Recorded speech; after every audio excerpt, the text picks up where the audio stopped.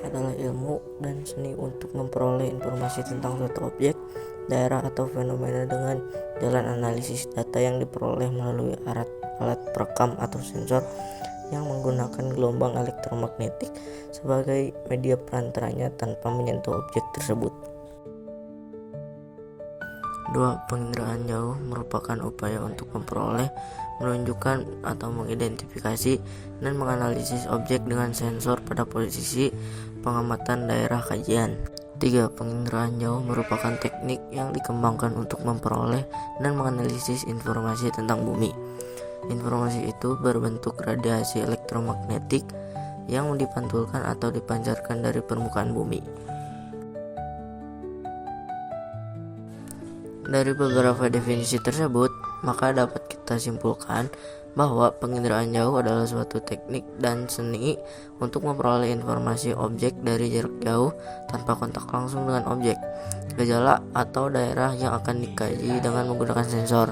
Komponen-komponen penginderaan jauh. Yang pertama adalah energi. Kegiatan penginderaan jauh membutuhkan sumber energi agar objek dapat direkam dengan baik oleh sensor. Ada dua energi yang umum digunakan dalam penginderaan jauh.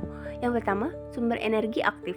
Yang dimaksud dengan sumber energi aktif adalah sumber tenaga yang berasal dari radar yang aktif pada saat pengambilan objek. Yang kedua, sumber energi pasif, cahaya matahari. Tenaga pasif ini bersumber dari sinar matahari yang masuk ke permukaan bumi. Jumlah tenaga matahari yang mencapai bumi dipengaruhi oleh waktu, lokasi, dan kondisi cuaca. Komponen yang kedua adalah atmosfer. Tidak semua spektrum gelombang elektromagnetik dapat sampai di permukaan bumi, karena dalam atmosfer ada proses pembauran dan penyerapan. Penyerapan dilakukan oleh molekul atmosfer, sedangkan spektrum gelombang elektromagnetik yang dapat mencapai bumi disebut dengan jendela atmosfer. Panjang gelombang yang paling banyak digunakan dalam penginderaan jauh adalah 1. Spektrum gelombang cahaya tampak visible. Yang kedua ada spektrum gelombang cahaya inframerah. Yang ketiga, spektrum gelombang mikro. Komponen yang ketiga adalah objek. Objek adalah segala sesuatu yang menjadi sasaran dalam penginderaan jauh. Objek meliputi atmosfer, biosfer, hidrosfer, dan litosfer. Setiap objek memantulkan panjang gelombang tertentu, sehingga dapat memiliki kenampakan yang berbeda pada sensor. Ada 4 variasi yang dapat digunakan untuk membedakan suatu objek. Yang pertama, variasi spektral adalah variasi pantulan atau pancaran gelombang elektromagnetik akibat perbedaan panjang gelombang. Yang kedua, variasi spasial adalah variasi pantulan atau pancaran gelombang elektromagnetik akibat perbedaan bentuk, ukuran, dan tekstur suatu objek. Yang ketiga, variasi temporal adalah variasi pantulan atau pancaran gelombang elektromagnetik akibat fungsi waktu. Yang keempat, variasi polarisasi adalah variasi pantulan atau pancaran gelombang elektromagnetik akibat polarisasi. Selanjutnya itu ada wahana. Wahana adalah kendaraan yang berfungsi untuk meletakkan sensor saat dilakukan proses perekaman. Merekam objek permukaan bumi itu bisa dilakukan di angkasa maupun di luar angkasa. Setiap jenis kendaraan itu memiliki kerincian objek yang berbeda. Wahana di angkasa dapat diklasifikasikan menjadi 3 kelompok. Yang pertama, ada pesawat terbang rendah sampai medium dengan ketinggian antara 1000 meter sampai 9000 meter dari permukaan bumi. Yang kedua, ada pesawat terbang tinggi dengan ketinggian sekitar 18.000 meter dari permukaan bumi. Dan yang ketiga, ada satelit dengan ketinggian antara 400 km sampai 900 km dari permukaan bumi. Selanjutnya itu sensor. Sensor adalah benda yang digunakan untuk melacak, mendeteksi, dan merekam objek-objek di alam dalam jangkauan tertentu. Sensor ini bekerja dengan cara merekam gelombang elektromagnetik yang dipantulkan oleh permukaan bumi. Beberapa kemampuan dasar yang dimiliki suatu sensor yang dapat digunakan untuk mengenali suatu objek atau fenomena adalah: yang pertama, ada resolusi spasial. Resolusi spasial adalah kemampuan suatu sensor untuk membedakan objek yang kecil. Semakin kecil objek yang direkam sensor, semakin baik pula resolusi spasialnya. Yang kedua, resolusi spektral adalah kemampuan sensor untuk merekam rentang panjang gelombang tertentu. Yang ketiga, ada resolusi radiometrik, yaitu kemampuan suatu sensor yang membedakan objek berdasarkan perbedaan sifat pemantulan atau pancaran gelombang elektromagnetiknya. Yang keempat, ada resolusi termal, adalah kemampuan suatu sensor untuk mengenali objek berdasarkan perbedaan suhu. Nah, kalau berdasarkan proses perekamannya, itu ada dua jenis sensor. Yang pertama ada sensor fotografik dan yang kedua ada sensor non-fotografik. Sensor fotografik adalah sensor yang digunakan sistem fotografik menggunakan kamera. Cara kerja sensor ini berdasarkan pantulan tenaga dari objek, sedangkan detektornya adalah film sehingga sensor fotografik menghasilkan foto. Yang kedua ada sensor non-fotografik. Sensor elektromagnetik atau elektronik ini digunakan pada sistem penginderaan jauh non-fotografik karena proses perekaman objek tidak berdasarkan pembakaran, tetapi berdasarkan sinyal elektronik yang dipantulkan atau dipancarkan dan direkam oleh detektor. Detektor untuk sensor ini adalah pita magnetik dan proses perekamannya didasarkan pada energi yang dipantulkan atau dipancarkan. Sensor elektronik yang direkam pada pita magnetik selanjutnya diproses menjadi data visual atau citra dan data digital dengan menggunakan komputer. Selanjutnya ada perolehan data. Perolehan data itu dapat dilakukan dengan dua cara. Yang pertama ada cara manual, yaitu dengan cara menginterpretasikan foto udara secara visual.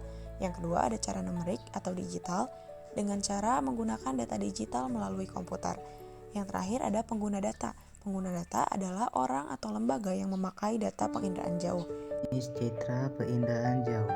A. Citra foto. Citra foto adalah gambar yang dihasilkan dengan menggunakan kamera sebagai sensor dan wahana berada di udara. Ketika melakukan perekaman, citra yang dihasilkan disebut dengan foto udara. Citra foto dapat dibedakan berdasarkan 1. Berdasarkan spektrum elektromagnetik. A. Foto patromatik. Foto udara patrometrik adalah foto udara yang menggunakan seluruh spektrum tanpa mata mulai dari warna merah hingga ungu. Kepekaan film hampir sama dengan kepekaan mata manusia. Pada umumnya digunakan film sebagai negatif dan kertas sebagai positifnya. Wujudnya seperti pada foto tetapi bersifat tebal cahaya. Foto patromatik dibedakan menjadi dua, yaitu patromatik hitam, putih, dan foto udara patromatik berwarna. B. Foto autokromatik. Foto autokromatik yaitu foto yang dibuat dengan menggunakan spektrum utama dari saluran biru hingga sebagian hijau 0,4-0,56 mikrometer. Cirinya banyak objek yang bisa tampak jelas. Foto ini bermanfaat untuk studi pantai karena filmnya peka terhadap objek di bawah permukaan air hingga kedalaman kurang lebih 20 meter. C. Foto ultraviolet. Foto ultraviolet yaitu foto yang dibuat dengan menggunakan spektrum ultraviolet dengan dekat dengan panjang gelombang 0 ke 29 mikrometer. Cirinya adalah mudah untuk mengenali beberapa objek karena perbedaan warna yang sangat kontras.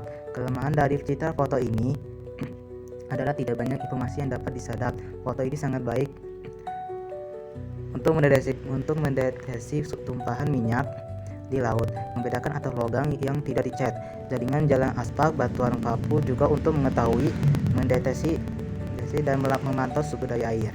D. Foto inframerah. Foto inframerah yang terdiri dari foto warna asli, true infrared foto, yang dibuat dengan menggunakan spektrum inframerah dengan sampai panjang gelombang 0,9 mikrometer hingga 1,02 mikrometer dan inframerah modifikasi, inframerah dekat dengan sebagian spektrum tampak pada saluran merah dan saluran hijau. Cirinya dapat mencapai bagian dalam daun, sehingga warna pada foto inframerah daun tidak ditentukan berdasarkan warna tetapi oleh sifat jaringannya. 2. Berdasarkan posisi sumber kamera. A. Foto vertikal.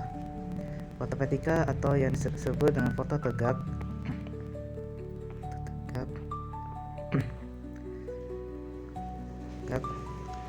yaitu foto yang dibuat dengan sumber kamera tegak lurus terhadap permukaan bumi.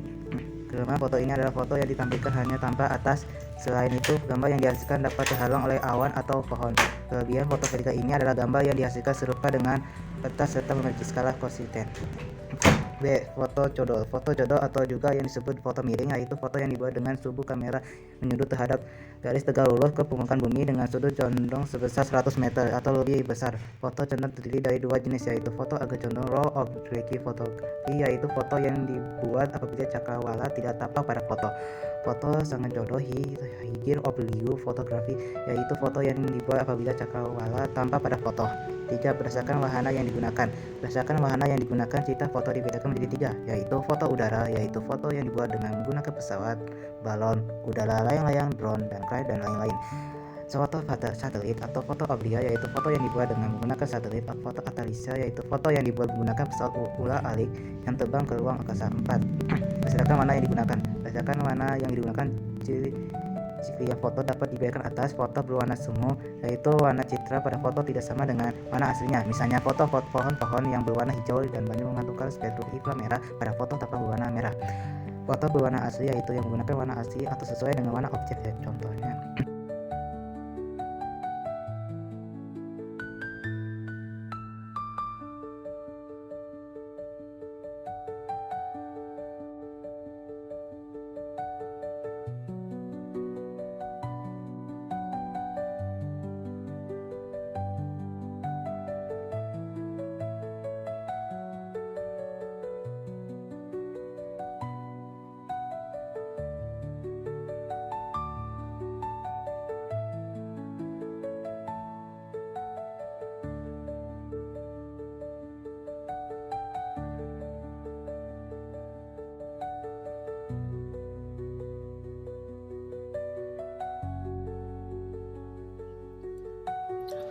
Citra non-foto adalah citra hasil penginderaan jauh yang tidak menggunakan kamera, melainkan sensor. Citra ini dibedakan berdasarkan 3 hal utama.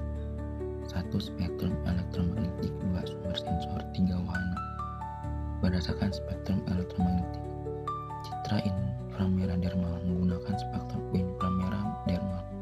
Berdasarkan perbedaan suhu dan daya pancar objek, hasilnya tampak berbeda warna atau warnanya sesuai suhu objek. Citra radar dan gelombang mikro menggunakan spektrum gelombang mikro. Radar sistem aktif tenaga buatan, gelombang mikro sistem pasif tenaga alami. Berdasarkan sumber sensor, citra tunggal menggunakan satu sensor tunggal memiliki saluran lebar. Citra multispektral menggunakan banyak sensor jamak dengan saluran sempit. Citra non-foto dibuat dengan sensor bukan kamera dan dapat dibedakan dari spektrum sensor serta warna yang digunakan. Perbedaan citra foto dan citra non-foto. 1. Sensor. Citra foto kamera, citra non-foto non-kamera hasil scanning. 2. Detektor. Citra foto film, citra non-foto peta magnetik, termisor, foto konduktif. 3. Proses perekaman. Citra foto fotografi kimiawi, citra non-foto elektronik. 4. Mekanisme perekaman. Citra foto serentak, citra non-foto parsial. Spektrum elektromagnetik. Citra foto spektrum tampak, citra non-foto spektrum tampak, termal dan gelombang mikro. Citra foto menggunakan kamera dan film dengan proses kimiawi, sedangkan citra non-foto menggunakan sensor elektronik yang merekam secara parsial dan bisa menjangkau spektrum lebih luas termasuk inframerah dan gelombang mikro. 4. Interpretasi citra. Pengertian interpretasi citra, perekaman interaksi antara tenaga dan objek oleh sensor menghasilkan data atau citra. Data ini kemudian diolah dan dianalisis untuk mendapatkan informasi tentang objek tersebut. Proses analisis data inilah yang disebut interpretasi citra. Menurut Este dan Simonet, tahun 1975, interpretasi citra merupakan perbuatan mengkaji foto udara atau citra yang dimaksud untuk mengidentifikasi objek dan menilai arti penting objek tersebut. Jadi, di dalam interpretasi citra, penafsir mengkaji citra dan berupaya mengenali objek melalui tahapan kegiatan yaitu deteksi, identifikasi, dan analisis.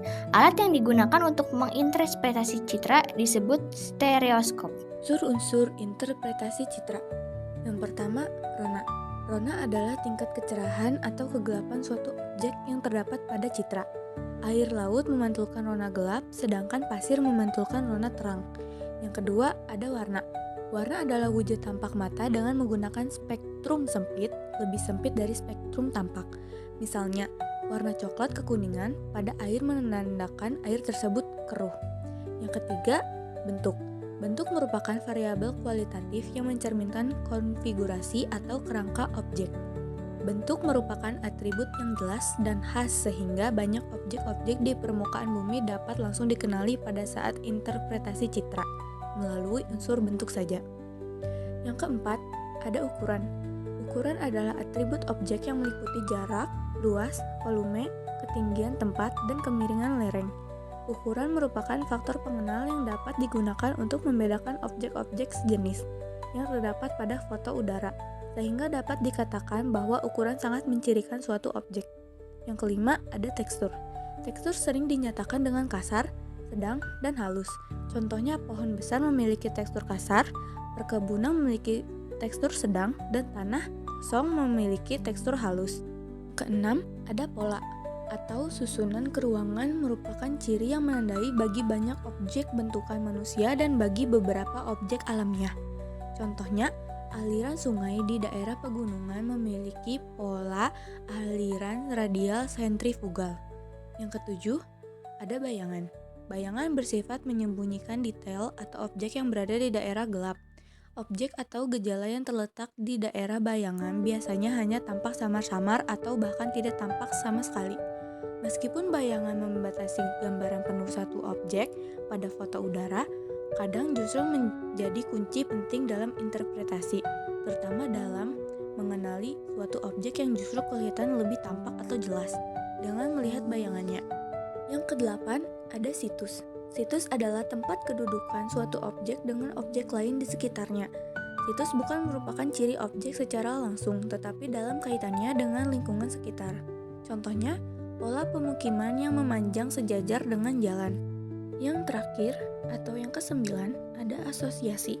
Asosiasi diartikan sebagai keterkaitan antara objek satu dengan objek lain. Adanya keterkaitan itu, maka terlihatnya suatu objek sering merupakan petunjuk bagi objek lain. Contohnya, stasiun kereta berasosiasi dengan rel kereta di sekitarnya. Langkah-langkah interpretasi citra. 1. Deteksi, yaitu upaya untuk mengetahui benda dan gejala di sekitar lingkungan kita dengan alat penginderaan atau sensor. Deteksi dapat menentukan ada tidaknya suatu objek atau fenomena khusus, misalnya hutan tropis. 2. Identifikasi secara menyeluruh disebut juga dengan pembacaan foto. Identifikasi foto dilakukan dengan cara mengklasifikasi objek yang tampak berdasarkan pengetahuan tertentu. 3. Analisis untuk mengelompokkan objek yang memiliki citra sama dengan identitas objek. 4. Dedukasi, yaitu pemrosesan berdasarkan pada bukti yang mengarah pada hal yang lebih khusus. Pada tahap dedukasi ini, kesimpulan dan hipotesis dapat diambil.